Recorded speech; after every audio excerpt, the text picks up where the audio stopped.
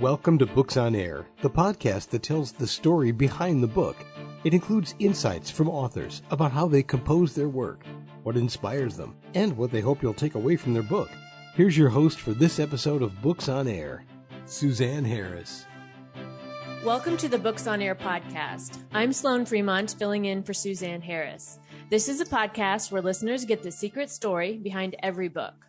Joining me today is Kathleen Olson, author of the book Shadow Journeys. This is a book of adventure and mystery, and Kathleen is going to tell us all about it. Kathleen, welcome to the show. Well, thank you very much. Well, I'm glad you're here. I'm looking forward to hearing about your book. So why don't we start out a little bit by telling the audience a little bit about yourself and your book, Shadow Journeys.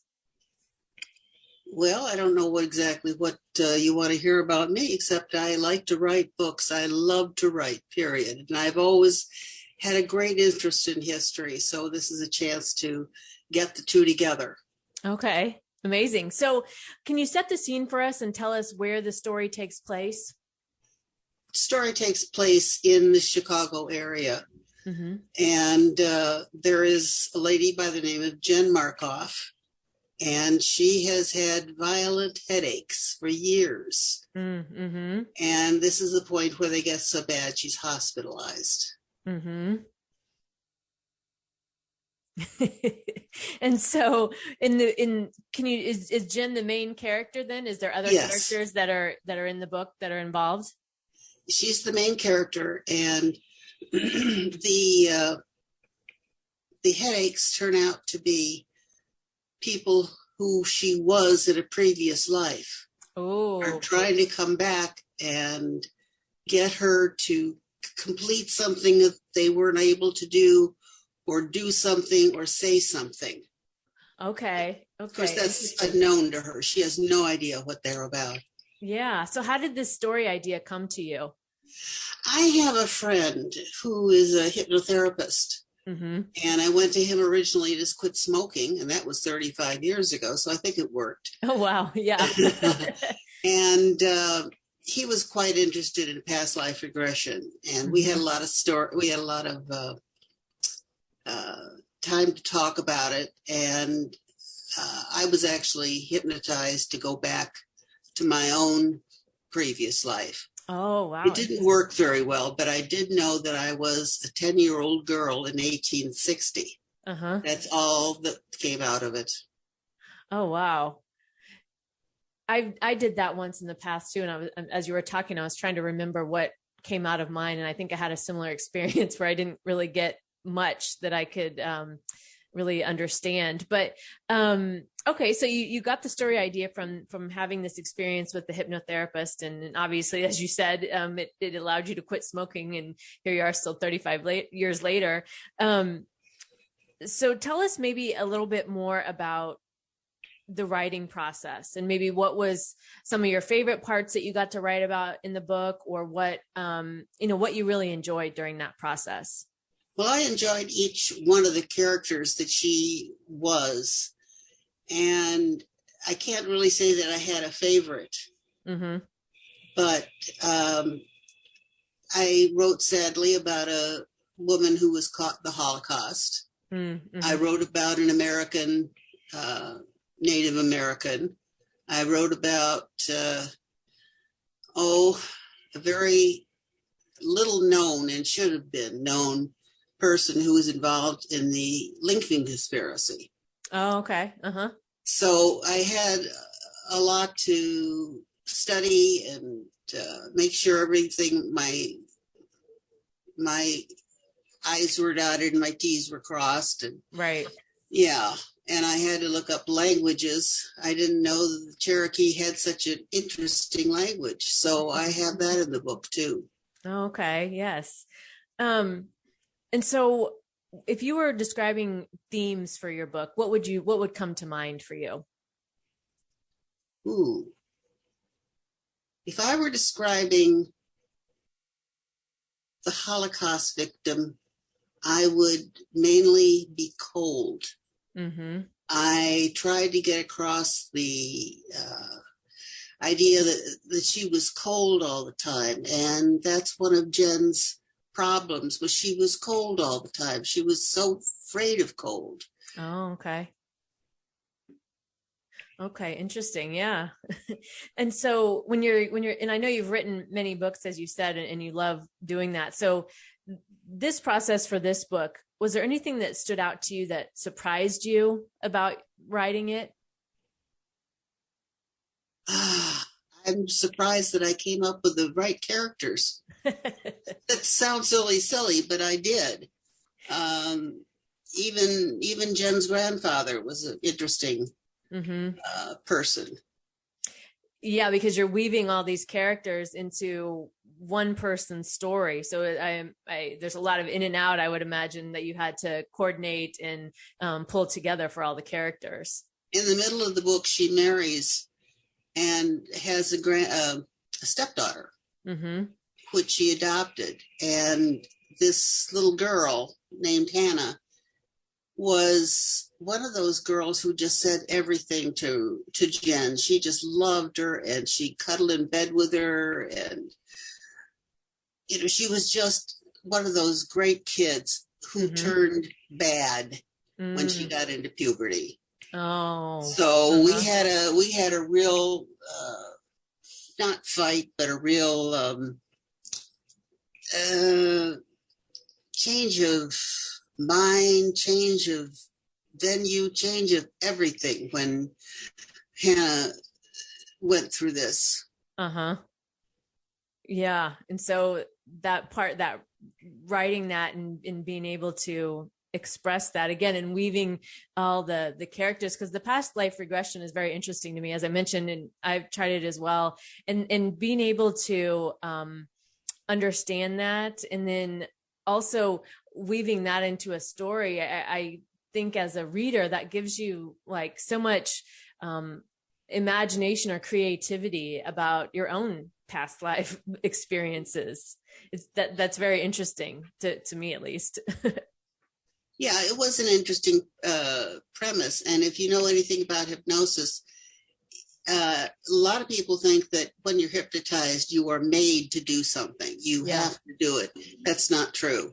I mean, he could have taught me how to rob a bank. Yeah. But I wouldn't do it if I didn't want to.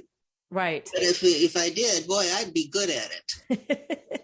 Right, because it goes into that subconscious, those parts of you that, I mean, I'm paraphrasing here, so if I get this wrong, please correct me. But it in hypnosis, you're going into that subconscious part of yourself that maybe your conscious hasn't identified yet. Would that be an accurate way to describe it? Absolutely. Yeah, that's very close. Yeah. Myself, I've been hypnotized a couple hundred times, just because I had a lot of things I needed straightened out, and I figured this was the best way to do it. Yeah. And so you definitely had the experience to pull from in writing this book then too, from all your experiences. That's right. Yeah. So what would you say was the most difficult part to write about in the book? I'd say the end. Because all the characters had to come together. Yeah. And when they did, that meant I was done. And I didn't want to be done. Yeah, any good story, you always hate to see end, because you just want it to keep going and you want to know what happens as they go on. I want to know more about what happened to her. Right, exactly. For the listeners, who would you say your book would appeal to and why? It probably appealed to any adult, anyone who's interested in the unknown and trying to put it together with what people are really. Yeah. Yeah. And I think that's a question that under the surface is on probably most everyone's mind, because everybody wants to know about the unknown. Yeah.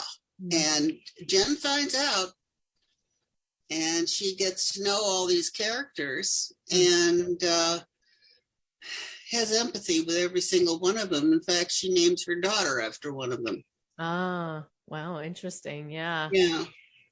Yeah. Well, it sounds like an amazing book, an amazing topic of hypnosis and being able to tap into that unknown, as you just said, that unknown that is available, but most don't know how to tap in there. So that's, your story sounds very, very intriguing as we're talking about it. Oh, I was intrigued to write it. Yeah. I think because I was so familiar with past life regression, I just wanted to do something with it. And what better thing to do than to let other people know that it happens, and what about it? Yeah. And so do your stories come from personal experience that you want to write about, or does it come to you in another way? Well, let's put it this way. One of the characters that she came from 1361. And I would have no